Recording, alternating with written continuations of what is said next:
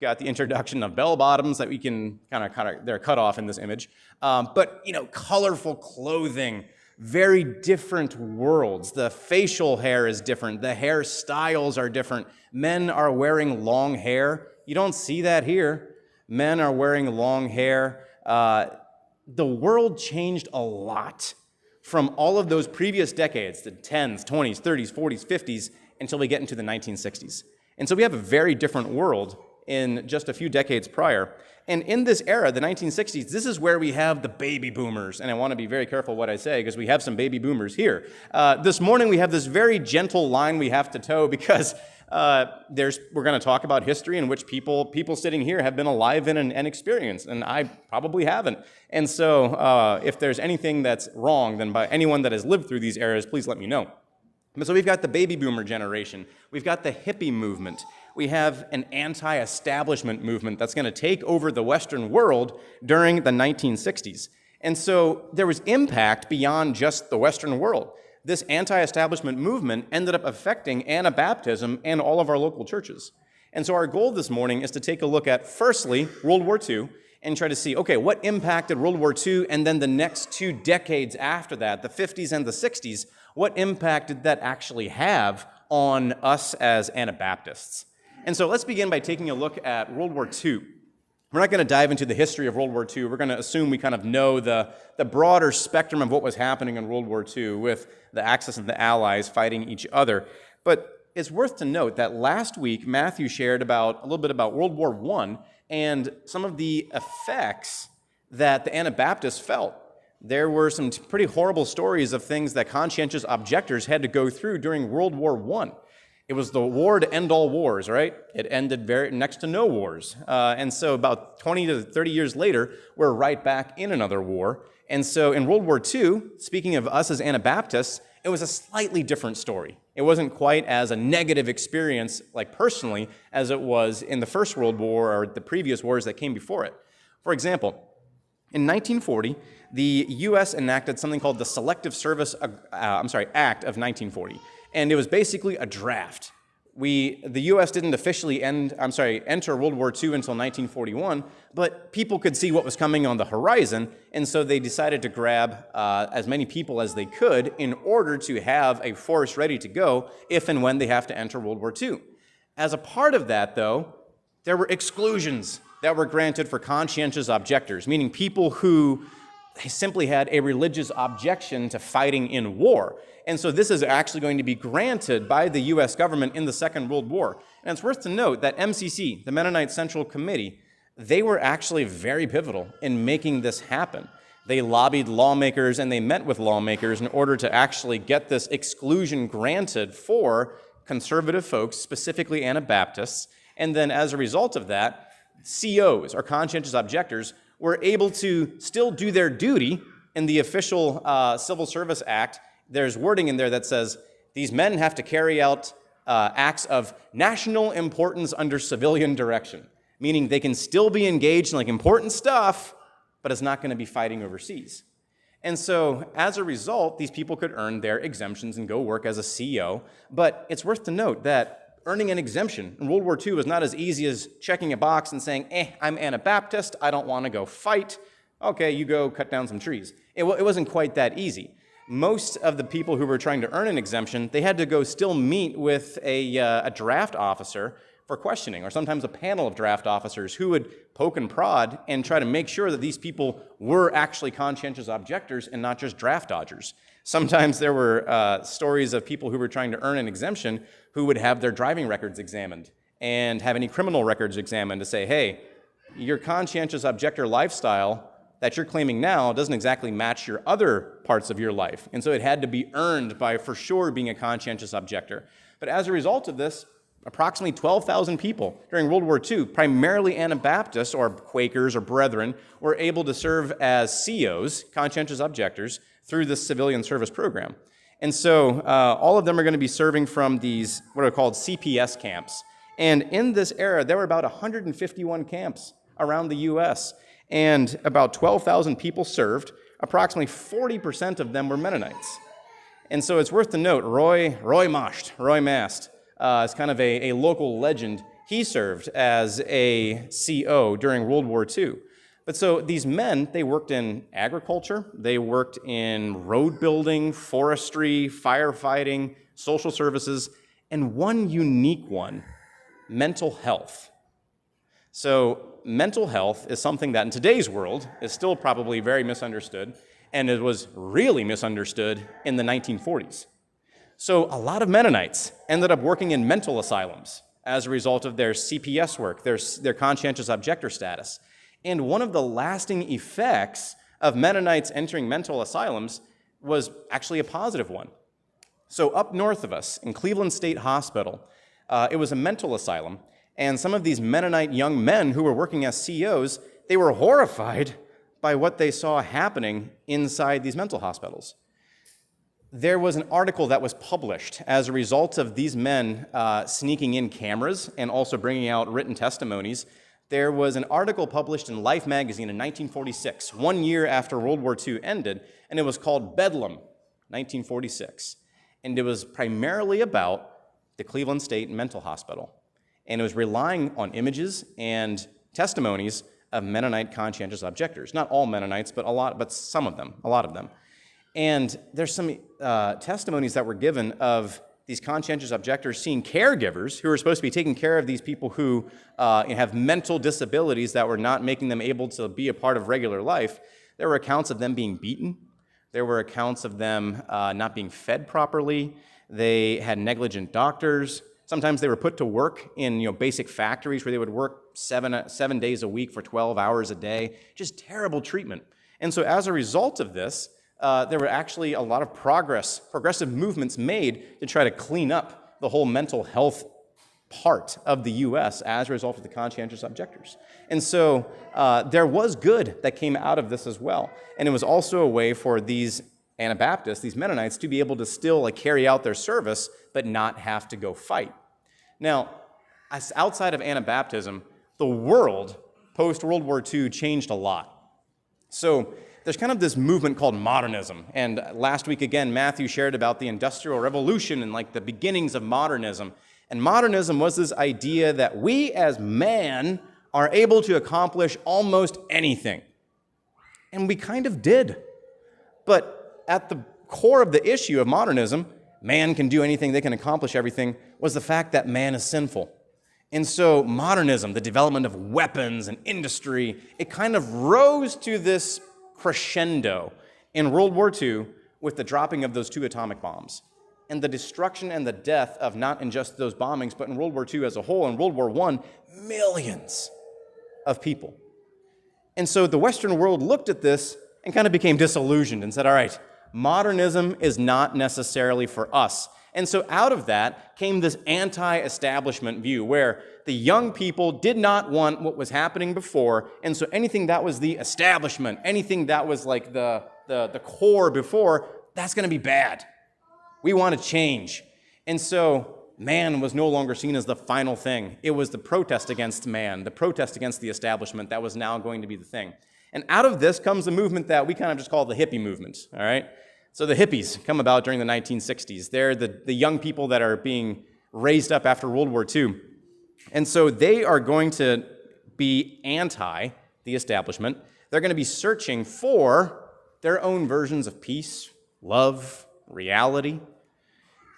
And it's worth to note that this is why that image looks so different from the 1960s. Anti-establishment meant having a different haircut. The high and tight was replaced by long flowing hair. Maybe a nice suit was replaced by bell-bottoms and jeans and T-shirts and facial hair, big mustaches. Everything else became a thing. The greater the shock value and the more different it was that came before them, the better.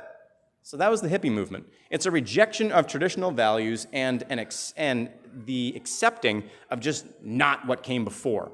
And also during the same time, if we zoom out and look at it, you've got the hippie movement, you've got the civil rights movement led by Martin Luther King Jr. happening during the same time. So there was a lot of change happening in the 1960s. And it's interesting to note that there's 2 songs. I always like to look at pop culture to kind of see, all right, where are we at here in these different eras? In the 1950s, one of the number one songs that was being played across the U.S. was a song called Earth Angel by a group called the Penguins. And I'm going to grab just a little bit of the lyrics, and then keep these lyrics in mind. Earth Angel by the Penguins. Earth Angel, will you be mine? My darling dear, love you all the time. I'm just a fool in love with you. Earth Angel, the one I adore. Love you forever and evermore. That was one of the number one songs during the 1950s. Fast forward, and this is cheating a little bit, 1971, all right? Anyone recognize the long-haired gentleman? John Lennon, exactly. One of the founding members of the Beatles, who kind of broke off on his own then later on. John Lennon, it's not a Beatles song, it's a Lennon song. He wrote a song that kind of grabs, I think, a good example of this anti-establishment movement. He wrote a song called Imagine, came out in 1971 with John Lennon and Yoko Ono. And the lyrics for Imagine are this, and remember the lyrics for the most popular song in the 50s, and now compare it with John Lennon. Imagine there's no heaven, it's easy if you try. No hell below us, above us only sky. Imagine all the people living for today. Imagine there's no countries, it isn't hard to do. Nothing to kill or die for, and no religion too. Imagine all the people living life in peace. You may say I'm a dreamer, but I'm not the only one. I hope someday you'll join us and the world will be as one. Imagine no possessions. I wonder if you can. No need for greed or hunger, a brotherhood of man. Imagine all the people sharing all the world. You may say I'm a dreamer, but I'm not the only one. Like that's an anti-establishment song if I've ever heard one. And so note, like the world changed a lot, but this anti-establishment movement affected the church, affected Anabaptism as well. So these churches are going to end up, during the beginning of the 60s, there weren't all of these different Mennonite conferences that we have nowadays. There were a few larger ones. And during this era, some of the kind of leading churches became maybe more anti-establishment than they would have been prior to World War II. A lot of young people, young Mennonites, they adopted those anti-establishment tendencies. And that anti-establishment view ended up kind of being swung, maybe not from the government, but to church leaders, church traditions. There was a movement among Mennonite colleges that kind of became also anti-establishment. A lot of the professors and the students kind of picked up these kind of hippie movement type ideals, and thinking maybe specifically of like Eastern Mennonite University, Goshen College, some of those universities, they were the ones that kind of led Mennonites into an anti-establishment era. And please hear me say, I want to be very careful of what I say here, because I'm not saying that these movements are necessarily all bad. There probably were there were some good results of maybe bucking against the establishment a little bit within the government and within the churches of the 1960s. There needed to be some shakeups. There needed to be some changes. So we are completely withholding any judgment here. We're just taking a look at what was happening. And so some of these Mennonite universities and students are becoming more acculturated with what the movements of the world were. And so as a result of that, young people are going to become maybe a little bit of that same anti-establishment idea. But it's worth to note that this hippie movement, it sounds kind of good on the surface because we're talking love and peace, right? Peace and love, man. And that sounds great, but the peace and love that was being done was more out of protest than it was about actually following through on the teachings and the examples of Jesus Christ. And so it was means being used maybe to a wrong end as compared to showing true peace and love through the love of Jesus Christ. But so all this to say, these were changing times. Now, during this era as well, there was kind of a Christian hippie movement, we could say. It was called the Jesus movement. It became a thing in like the late 60s, early 70s. The Jesus movement swept through a lot of like Western churches as well, where you kind of have hippie tendencies being applied to churches. And so they tried to tie together like hippie ideals and the teachings of Jesus to a certain degree. It was anti-establishment Christianity. And some of the results of the Jesus movement we still feel today. So, for example, the Jesus movement had very informal worship services. Come as you are. You don't have to dress up to church. Come on in, do your thing. It's about a personal experience with Jesus as compared to maybe liturgy and specific worship types and experiences. Ministry was done in coffee shops. This was a West Coast movement, by the way. But ministry is going to be done in coffee shops and it's going to be done on the street as compared to how maybe ministry was carried out in very formal, specific manners before this.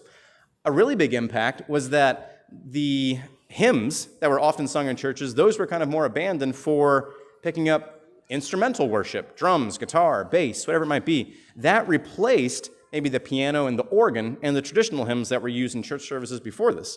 In fact, you can kind of point to the Jesus movement in the late 60s and say, this is the beginning of CCM, contemporary Christian music. And so around this time, bands, you might recognize some of them. You've got bands like the Imperials. They were a Southern gospel quartet that started publishing and releasing Christian songs. And they're sometimes looked at as the first CCM band. To like 2 years later, you've got Petra. And I don't know if any of you know the band Petra.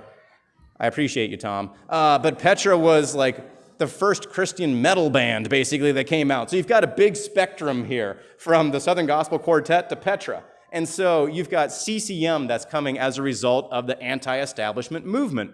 And so out of this, you're going to have a lot of Mennonite churches that are going to be moving away from what maybe made them distinct before this. And they're going to pick up more modern styles of clothing. They're going to pick up modern styles of music, introduce instrumental worship in their churches. Appearance is going to change. And at the end of the day, some values might change as well. And so this led to a lot of divisions within these Anabaptist churches.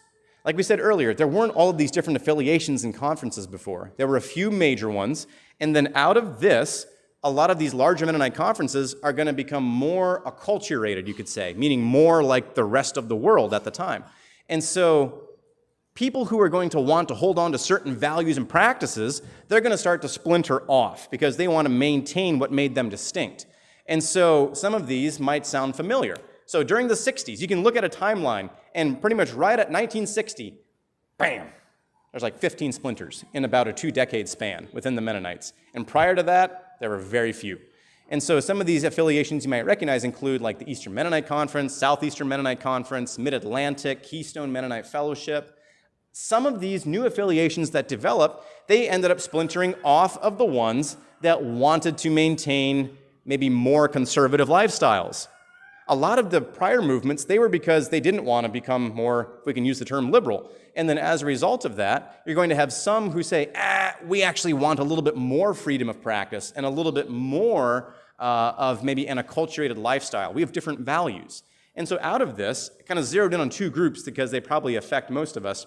The Beachy Amish, they were a group that wanted to maybe have a little bit more freedom of practice. The one that affects us a lot is Anabaptist Disciples of Christ, ADC. Our affiliation, our group, is then kind of a group that also had some of these same values that they wanted to implement and maintain, and as a result of that, ended up starting a new affiliation out of the Beachy Amish. And so, bringing this locally, it's worth an interesting story. So the Beachy Amish first, and again, there's a few core churches around here that are Beachy. I'm going to guess pretty much all of us that are Crossplant members either come from the Amish or from the Beachy Church. And like we're a new affiliation. ADC is a new affiliation. So except for the young people here, you weren't necessarily born into an ADC church. Most of us come from something else, and that's okay. But so thinking specifically of the Beachies, the Beachy movement began actually in 1927 in Somerset County in 1927. There was a gentleman by the name of Moses, or Mose Beachy, and this was an old order Amish church at the time, and they decided that they want to figure out how they're going to deal with the ban. Because there was the practice of when someone leaves the Amish church, you ban them, meaning you shun them, you don't eat with them, you don't associate with them. And so Mose Beachy came forward and said, well, what if these people are leaving and they're going to another Anabaptist church? You know, maybe a Mennonite church where theologically they're not very different, but practically, in terms of practice, they might be a little bit different. Like, what do we do with them? And there were two bishops, or two different leaders within the church, and the one leader said, we ban them. And Mose said, let's not ban them. It's fine. It's all right. And as a result of this, there was a splintering. And then out of this came the Beachy Church, named after Mose Beachy. And so you started to see like, oh, okay, that's why they're called the Beachies. Well, Mose Beachy in 1927 led to the formation of this new group. Over time, they ended up picking up some other distinctives. It started with not shunning certain groups, and then it ended up with Beachy Amish kind of grabbing the idea of a vehicle. We're allowed to have electricity, we're allowed to have cars, and then the groups kind of became more distinct as time went by. That was in PA. In Ohio, the first Beachy Amish church here in Holmes County was established in 1958. It was what became Bethel shortly after. There are about 7 families who broke out away from the Amish church for a lot of these same reasons. They decided they want to have certain practices and certain values that they want to maintain and hold, so they broke off and kind of started meeting separately, and then eventually became Beachy, and by 1960, they had built the church house that has now just been remodeled as the Bethel Church, just outside of Berlin on 39. Now, a quick story that shouldn't be funny, but kind of is. In 1958, when these 7 families met for the first time, and you probably recognize some of these names, Roman Mullet, Raymond Barkman, some of these individuals were some of the first people who were meeting there. They met at an abandoned schoolhouse called the Boyd Schoolhouse, northwest of Berlin. And this was a big deal. This was a splinter group breaking off of the Amish church. And they were meeting as kind of renegades, right? Kind of rogues. And an individual during their church service, their first church gathering, they're there with their cars. And during the first church gathering, while they were all inside, someone came and deflated all their tires as an act of protest to the movement that had become, except for one car. The perpetrator was kind enough to let one car be able to go get an air compressor to come back and refill the rest of the tires. So that's a peaceful protest if I've ever heard of one. But that was what was happening. We look back in history and think, oh, okay, yeah, you broke off. Those were probably emotional, difficult times where people said, no, these are values that we maintain and that we want to hold. And we've got new groups. Now, fast forward, Crosspoint ADC, they kind of had some of the same values and practices that they wanted to maintain and hold, and as a result of that, ended up kind of forming a new affiliation outside of the Beachy Amish. And so if you look from like the 1960s to the 2010s, there are so many different splinter groups and new affiliations that develop. And so as a result of this, we kind of have this, maybe this negative result that occurred. There's many different styles of Anabaptist churches available. A lot of these conservative Anabaptist churches, they splintered over things like cars, electricity, technology, TV, dress standards, veiling styles, hairstyles. In the less conservative churches, like say Mennonite Conference USA, today they're experiencing difficulty with figuring out what do we do with homosexuality? What do we do with transgenderism? And so across the spectrum of Anabaptism, there have been a lot of splintering, a lot of factions that developed from the 1960s onward in this anti-establishment era as a result of different values and different practices. Now, with all these different groups, we sometimes need to remember that the enemy is actually Satan and the world, and not the people that are on the other side of the division fence. And so, let's challenge ourselves to not let the air out of each other's theological tires. Let's remember what it is that unites us and work with that across our affiliations. This isn't a modern problem, by the way. Michael Sattler, all the way back in the 1500s, one of the first Anabaptist church leaders, he wrote a letter to an Anabaptist church, and his letter said this: "Furthermore, dear fellow members in Christ, he admonished that you forget not charity, without which it is not possible for you to be a Christian flock." You know what charity is? From the testimony of Paul, our fellow brother, who says, "Charity suffereth long and is kind. Charity envieth not. Charity vaunteth not itself, is not puffed up, doth not behave itself unseemly, seeketh not her own, is not easily provoked, thinketh no evil, rejoiceth not in iniquity, but rejoiceth in the truth, beareth all things, believeth all things, and hopeth all things." And so, slightly after this, there's some more wording from him. It says, "Understand this passage, and you will find the love of God and the love of your neighbor. And if you love God, you will rejoice in the truth and believe, hope, and endure all that comes from God." And so this was an issue that affected the very first Anabaptists and that affects us today. But let's remember that as we have these different factions and these fences maybe between our groups, let's remember what it is that actually unites us: a common love and the desire to love our enemies and show Christ to the world. And let's focus on that. That's our goal moving forward.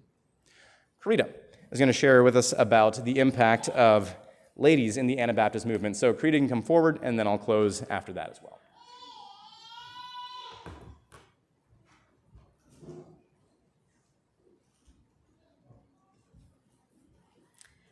Okay, thank you, Zach. That was very interesting. Just a little note about the impact of women during World War II.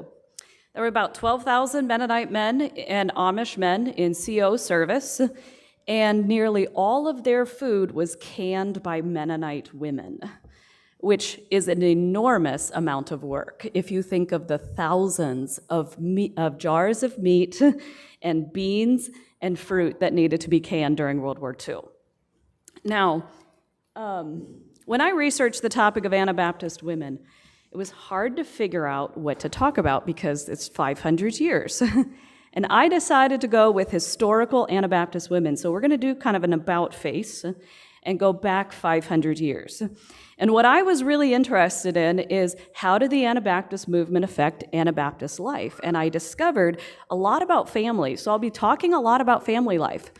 Often when we talk about Anabaptism, and this is a good focus, we talk about ideas and we talk about people and we talk about theology. Today we're going to talk a lot about society and how families functioned in an era of persecution. And so the movement started in Switzerland and very quickly went to Austria, and then we're going to go to the Netherlands. So to begin with, here we go. This is a brief outline of what I'm going to be talking about. I'm not going to go over this.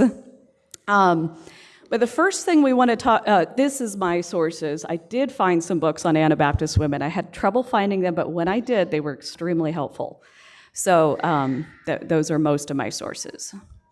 So the Anabaptist distinctives that we talk about at the Behalt, we simplify things for the tourists there, and we talk about adult baptism, nonviolence, and community as the three distinctives of Anabaptism.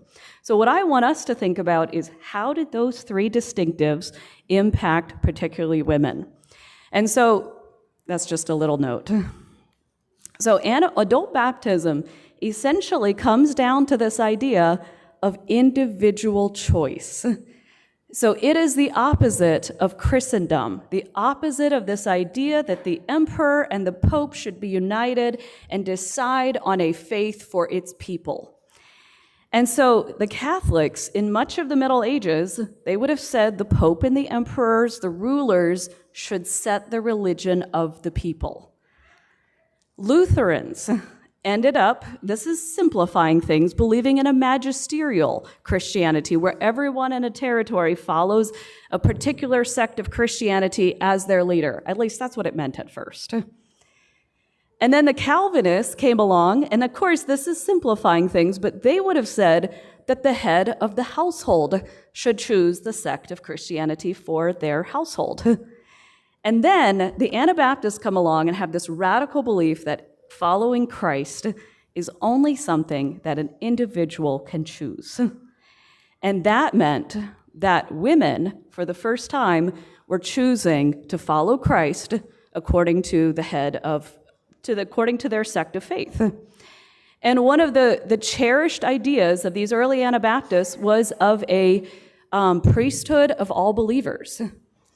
And they got this from the idea of 1 Peter 2:9. But you are a chosen people, a royal priesthood, a holy nation, God's special possession, that you may declare the praises of him who called you out of darkness into his wonderful light. And they are practicing that at the first baptisms. One of the reasons those first baptisms were considered such a heresy is because Conrad Grebel, in baptizing George Blaurock, was not an ordained priest. But he believed in the priesthood of all believers, that even though he was not ordained, he baptized his friend. You'll notice that there is a woman in the background of this picture because women were right here and they were making this choice for themselves. One of the women this night was a single woman named Margaret Hottinger. She did not have a head of household and she chose it for herself. So if we look at this picture, so Margaret Hottinger, she's an interesting character and her family is even more interesting. She came from a family of peasants from a little suburb of Zurich, and her father was put into prison because he was brought to trial and accused of making a crude joke about priests and the Mass. I'm going to let you guys kind of imagine what that might have been instead of actually saying it. And the priest said, he was being interrogated, the magistrate said, "Did you say this joke?" And he goes, "No, I did not tell this joke. My brother told this joke. This is how it went." And then he proceeded to tell the joke once again to the entire court. And for that, he was fined 100 guildens and put in prison on sparse diet for 75 days. This is the family of Margaret Hottinger. And she was baptized that night, and she went and proceeded to start baptizing other people. Now, she was captured in 1525 and imprisoned and freed once again. And we don't hear much about her for about 4 years. And then in 1530, she was captured once again, and in the letter of her accuser, she is blamed for, she is accused of claiming to be God. Now, I don't know if that's actually true. It might be true, it might not be true. We can't trust the sources of their accusers back then. But it is likely that if there is a woman baptizing other people, that it's not too much of a stretch for a 16th century mind to think she's God. So she was drowned in 1530. That was a common death. And this is how the records record her death. It's so interesting to me. They put her in the water and they started drowning her, but halfway through, they graciously pulled her out of the water and asked her once again if she wanted to recant. But in no way did she wish to do that. Rather, she said, "Why did you pull me out? The flesh was almost defeated." And with that, they drowned her. Now, she's a difficult character in Anabaptist history, and we don't know quite what to make of her. All I can tell you is that in 1527, when the Scheidheim Confession of Faith was being written, the section on pastors only uses male pronouns. So who she was is shrouded in mystery. But she's the first significant woman. Now, for nonviolence, we have an interesting idea here. Swiss Anabaptists began subjecting men who beat their wives to church discipline around 1527. So the Swiss Anabaptists took the idea of nonviolence and immediately applied it to families, not just to nations, to countries warring against each other. Now, often we're sitting here in 2025. Do you know when the United States started paying attention to this topic? 1870. And then actually disciplining people for beating their wives, 1970. That's all I have on nonviolence, actually. And then community. Women were integral to building community, and they still are. And I always thought this was so fascinating. So here, this picture is from the Behold, and this centers Anna Mons, Felix Mons' mother. She's holding the candle. She hosted the first baptism, and when she was interrogated about whether she was hosting subversive meetings, she told authorities that she just hosted some women. The authorities did not follow up to that response. Okay, it's just some women, that's fine. Now, they were Anabaptist women meeting for the purpose of discussing scripture, but they were just some women. Now, fast forward to the 1970s, Mennonite missionaries went to Ethiopia. Ethiopia was under the head of a state church. It had been for about almost 1900 years. And these Mennonite missionaries taught. And then the communist regime came over, took over Ethiopia, and this Mennonite church that had just begun immediately went underground because the communists would persecute all kinds of churches. And the communists in Ethiopia paid so close attention to any man that would be associated with the Mennonite movement. And so what did they do? The women started hosting coffee hours in the afternoon. And when the communist Ethiopian authorities would come, they would say, "We're just having coffee. We're just some women having coffee." Now, that is simplifying this whole movement. The women were not the only part of the Ethiopian church growing. But today, Ethiopia has the largest Mennonite population in the world because under communism, that practice of coffee hour in the afternoon where it's just some women talking spread so rapidly because these women would come together and they would discuss the scriptures and go home and discuss it with their husbands who were being watched and unable to meet. So the following slides now, we're going to move away from these three distinctives of Anabaptism as we have time for until the children start descending on us. The following slides mostly come from 1525 to 1530, so this is early on in the movement. This reminds me of those coffee parties. They would have distaff parties. So lots of women's work is mundane. And so particularly in Augsburg, they would signal Anabaptist meetings. There would be one woman who would walk down the street holding her distaff. And I put a picture there so I don't have to explain it. And the other Anabaptist women would catch a glimpse of her in the streets, and they would all start taking their distaffs to this woman's house. And then they would meet, and they would study scriptures. This was a common practice for women, and it provided a great undercover movement for them to come. And then sometimes they could slip in one or two men, and they could study the scriptures and meet together and talk about Anabaptist things. Now, what is so fascinating to me is that in most of this time period, women were not permitted to speak in courts. So, if a woman had any business in court, a male guardian had to come and speak for her. But if she was accused of a crime, she had to speak for herself, which means that every Anabaptist woman that went to court had to speak for herself. And you can imagine that some of them, they were happy to represent themselves, and you can imagine that some of them did not enjoy representing themselves, especially in a court that was 100% men. So, a procedure for an Anabaptist, they would often be arrested. And I'd just like to point out that this is everywhere you're going, except in the home, these are mostly men. So if you're arrested by men. There's no female police officers around. Then you would have a statement to the government, and this would determine whether or not you would be released or put into prison. Then you would either recant or you would be put into prison. Then there would be punishment, which was often flogging or death. So if they chose to recant, they were permitted to go to their families and the state church. If they chose to witness to Anabaptism, they were usually imprisoned for a set period of time. And in Austria, of the 400 women that were arrested, 32 of them were pregnant. A pregnant woman was typically not tried, not interrogated, but just let to sit until she could be interrogated, which meant that many women spent the end part of their pregnancy in prison. And you can imagine that prisons in 1527 were not as nice as they are today.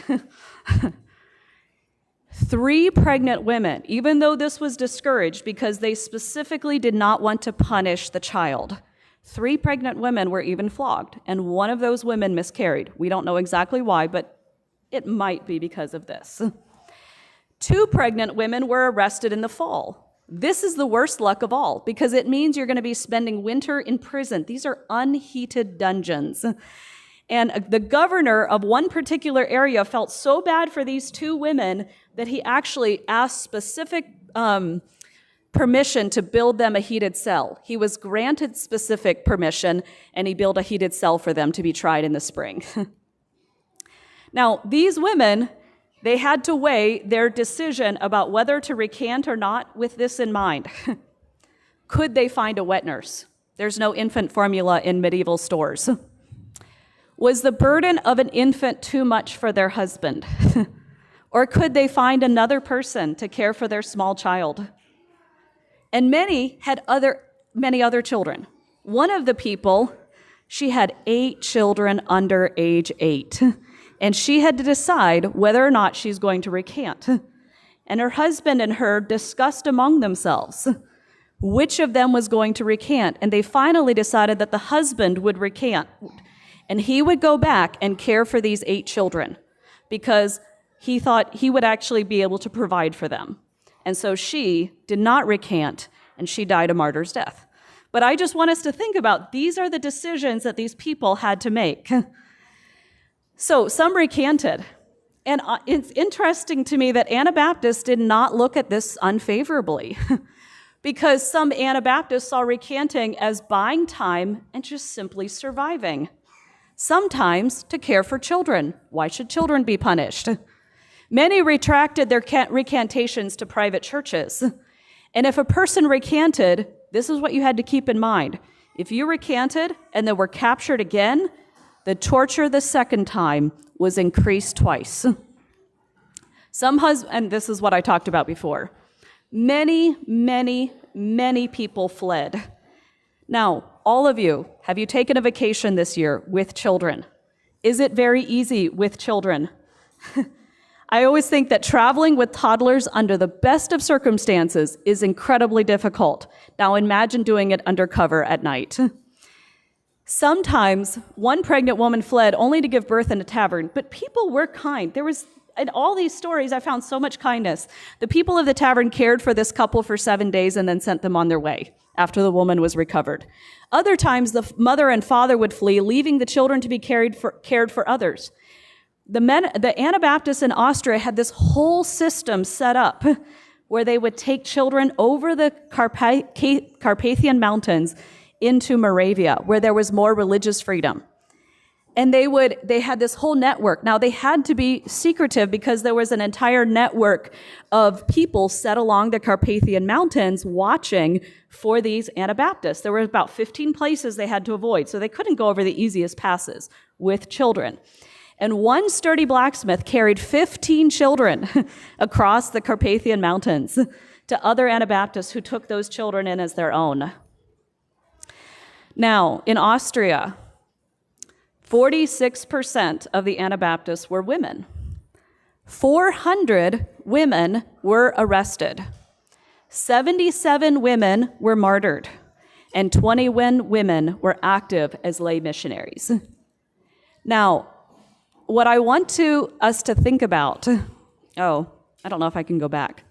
When we look at these numbers, if you look at Calvinists during this exact same time period, remember what Calvinists believe about how you choose your faith?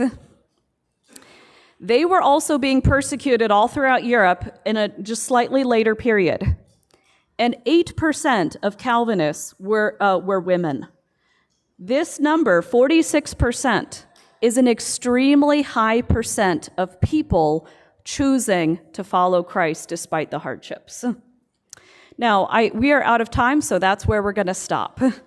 Thank you for your time. This has been a really interesting series, and thank you, Zach, for starting us off. That was incredibly fascinating.